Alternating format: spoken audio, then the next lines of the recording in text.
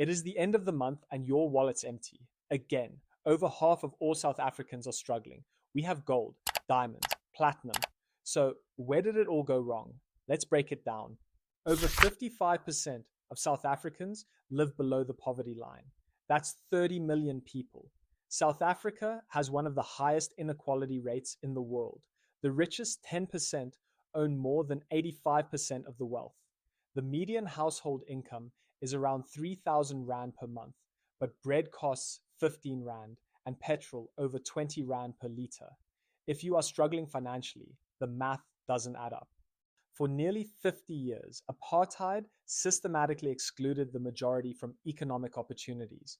Black South Africans were banned from owning land, denied quality education, and prevented from accessing skilled jobs.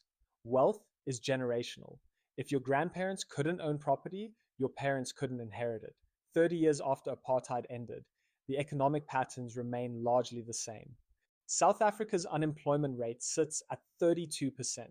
For young people, it's nearly 60%. Businesses are closing, technology is replacing workers, and the economy isn't creating enough jobs. Even if you have a job, everything keeps getting more expensive. Inflation means your money buys less each year. Petrol, electricity, food. When one goes up, everything follows. You'd think that food costs are the same everywhere in the country. Newsflash, it doesn't. In fact, Gauteng has emerged as the most expensive province in terms of food prices this year so far. Billions of rands that should be building schools and creating jobs are simply disappearing. State capture, tender fraud, call it what you want. It's stealing from the people. Where you're born determines your future. If you were lucky to be born in a wealthy suburb, you are guaranteed good schools and connections. Otherwise, if you are born in the township or rural area, you would just face overcrowded classrooms and limited opportunities. It's a vicious cycle. So, why are most South Africans poor?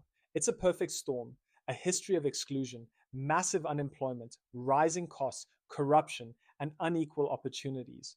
But understanding the problem is the first step to solving it. That's why we're here, to break down complex topics for everyone to understand.